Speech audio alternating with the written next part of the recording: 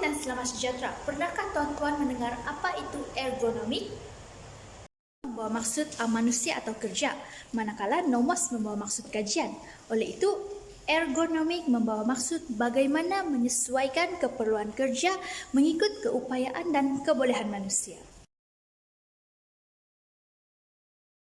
Posisi duduk depan laptop. Gambar ini merupakan posisi duduk yang salah. Gambar yang kedua juga merupakan posisi duduk yang salah. Posisi duduk yang salah boleh menyebabkan seseorang itu mengalami sakit leher dan sakit belakang. Ini pula adalah contoh posisi duduk yang betul. Yang pertama adalah duduk secara tepat berhadapan kedudukan monitor, ubah ketinggian monitor pada aras yang sesuai. Yang kedua, bahu dalam keadaan rata dan bahagian belakang ditegakkan. Yang ketiga, siku perlulah berada pada sudut 90 darjah.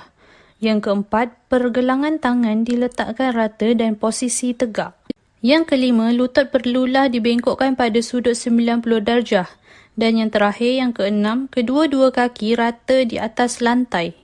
Seterusnya adalah penggunaan tertikus yang salah. Ini merupakan kesan daripada penggunaan tertikus yang salah. Pengguna ini merasakan rasa sakit, lemah dan lenguh di bahagian pergelangan tangan mereka dan ini juga dikenali sebagai carpal tunnel syndrome. Ini berlaku disebabkan oleh penggunaan tertikus yang salah seperti di atas. Jadi, untuk mengelakkan benda ini berlaku atau mengurangkan risiko berlakunya carpal tunnel syndrome, kita perlu gunakan tertikus dengan betul seperti gambar di atas, di mana kedudukan tangan selari atau lurus dengan keadaan meja.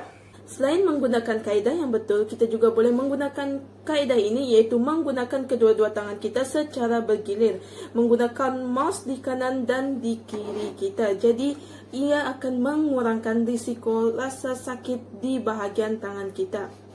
Seterusnya, postur ketika menaip. Apabila kita menaip dalam postur yang salah, ini boleh mengakibatkan carpal tunnel syndrome seperti yang dijelaskan oleh rakan saya sebentar tadi. Oleh itu, postur menaip yang betul dapat dilihat seperti di dalam gambar di atas, di mana tangan diletakkan di dalam keadaan yang lurus dan pergelangan tangan tidak diletakkan di atas meja ataupun di atas papan kekunci. Guru kebiasaannya berdiri ketika mengajar dalam tempoh masa yang lama.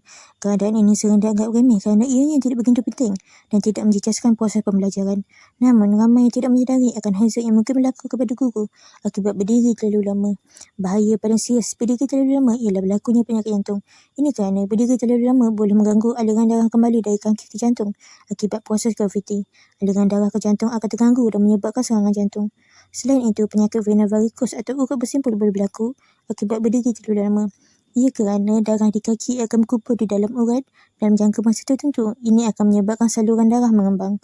Guru dinasihatkan agar duduk buat sementara waktu di sela waktu kerja dan melakukan regangan ringkas dengan teratur untuk mengurangkan tekanan pada kaki, bahu, leher dan kepala. Dan yang terakhir, mengangkat buku yang berat dan banyak.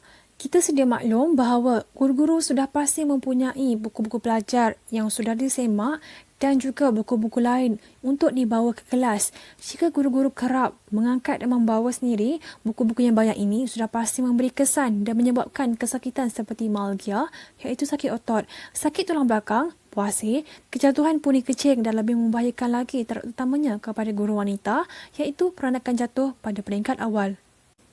Oleh itu, antara langkah pencegahan yang boleh dilakukan adalah seperti meminta bantuan para pelajar untuk membawa buku-buku tersebut ke kelas atau mengangkat buku-buku ini dengan poster yang betul ataupun poster ergonomik seperti bahagian belakang badan iaitu tulang belakang dalam keadaan tegak dan bahagian kaki sahaja yang bengkok seperti raja berikut. Kesimpulannya, kita perlu melihat betapa pentingnya kesedaran mengenai kesihatan dan keselamatan berkaitan dengan ergonomik walaupun hanya perkara kecil. Tanpa kita sedar, tindakan tidak ergonomik boleh menyebabkan pelbagai kesan yang tidak baik kepada tubuh badan kita. Oleh itu, kita perlu mengamalkan kedudukan ataupun cara ergonomik ketika melakukan kerja agar kita dapat melakukan kerja kita dengan selesa tanpa mendatangkan sebarang bahaya ataupun kemudaratan kepada diri kita.